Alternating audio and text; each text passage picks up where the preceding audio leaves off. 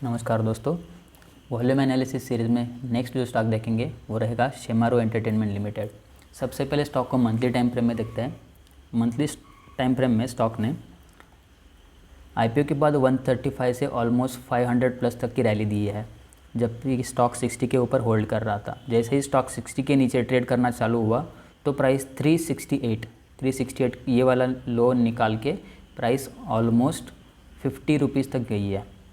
और उसके बाद 2019 टू 25 अभी तक स्टॉक 6 साल से कंसोलिडेशन कर रहा है। आरएसआई देखे तो अभी भी एक बार 60 के ऊपर गया था, लेकिन 60 के ऊपर होल्ड नहीं कर पा रहा है। अभी एक बार 40 का सपोर्ट लेके स्टॉक ऊपर गया है। जब तक स्टॉक 60 के ऊपर ना जाए तब तक उसमें ज़्यादा मोमेंटम के चांसेस नहीं रहते। अगर मोमेंटम आएगा भी तो फेडअप होने के चांसेस ज़्यादा रहते हैं। मतलब स्टॉक अगर ऊपर मूवमेंट करेगा तो नीचे आने के चांसेस ज़्यादा रहते हैं। ठीक है। छोटे टाइम फ्रेम में अगर देखें, वीकली टाइम फ्रेम में स्टॉक यहाँ से अप ट्रेंड में गया है, साइडवेज टू अप ट्रेंड में गया है अभी। लेकिन स्टॉक में क्या है, ये इसका प्रीवियस रेजिस्टेंस था, इसी लेवल तक स्टॉक अच्छे से गया है। और ये वॉल्यूम अगर हम देखें, वॉल्यूम एनालिसिस हम इसलिए कर रहे हैं कि बाइंग कहाँ पे वॉल्यूम है, सेलिंग का वॉल्यूम कहाँ पे है। वॉल्यूम दोनों जगह पे आएगा, सपोर्ट पे भी आएगा, रेजिस्टेंस पे आएगा, लेकिन बायर का कौन सा है और सेलर का कौन सा है ये हमें एनालाइज करना है। जैसे कि यहाँ पे अगर हम देखें, ये इतनी अच्छी कैंडल है और वॉल्यूम भी अच्छा है, नेक्स्ट कैंडल भी अच्छी है, वॉल्यूम भी अच्छा है। और ये यहाँ पे ये जो 3 कैंडल्स बने हैं, तीनों में वॉल्यूम अच्छा है, लेकिन अभी ये वॉल्यूम जाके रेजिस्टेंस एरिया पे होल्ड कर रेजिस्टेंस एरिया तक पहुँच गया है। अब यहाँ से हल्का सा पुल बैक आता और ऊपर चला जाता तो ये बायर अपना काम कर चुका होता।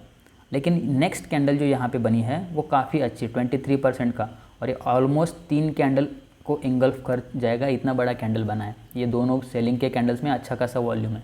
तो यहाँ पे हमें ये पता चलता है कि यहाँ पे जो सेलर है वो अभी सेलर भी आ चुका है।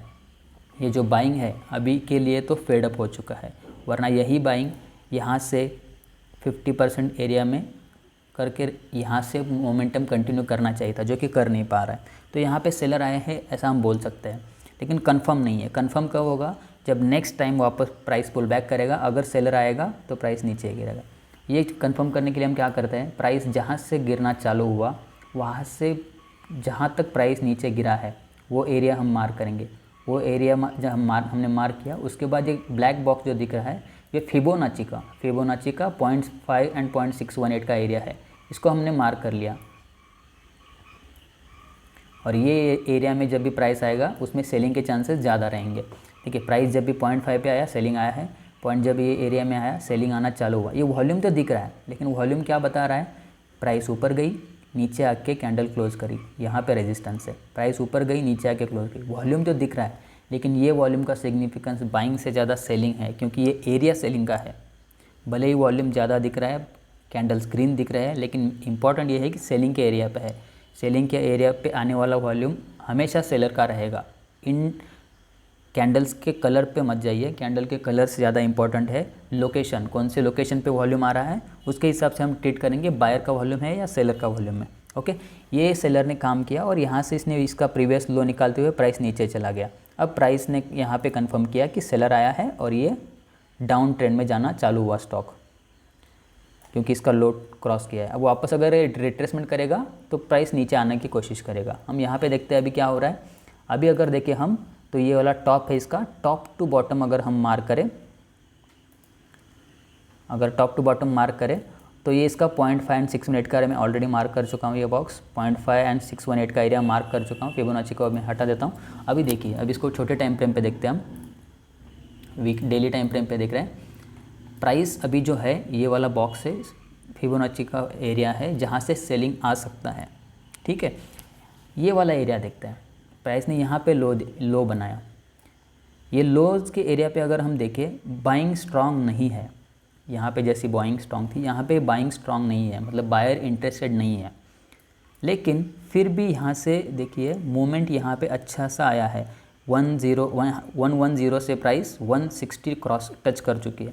ऐसा क्यों हुआ है, बायर नहीं है फिर भी प्राइस ऊपर क्यों चली गई है? क्योंकि यही मार्केट ऐसे ही काम करता है।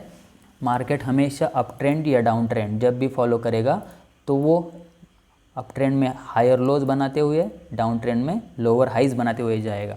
तो यही है रीज़न है कि स्टॉक नीचे आते टाइम ये अपना डाउन ट्रेंड में आ रहा है।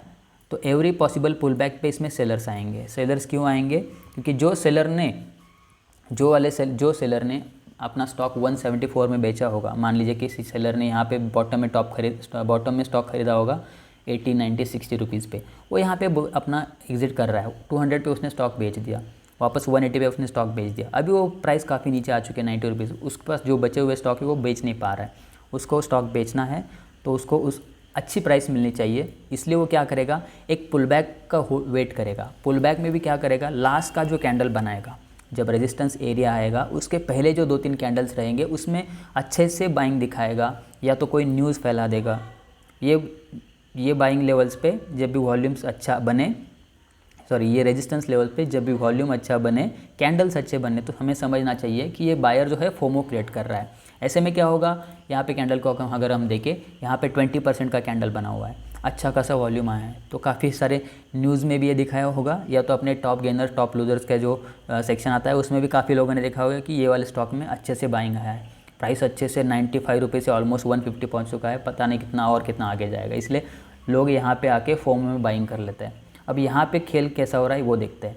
कल अगर इतना अच्छे से बाइंग आया हुआ था, जो कि ऑलमोस्ट हम देखें तो कल का जो वॉल्यूम था 730 के, ऑलमोस्ट 7-7.5 लाख का वॉल्यूम यहाँ पे आया है। इतने सारे बायर्स ने अगर स्टॉक को बाय किया है, तो नेक्स्ट डे ये इतना बड़ा कैंडल, इतना बड़ा सेलिंग का वॉल्यूम नहीं आना चाहिए था।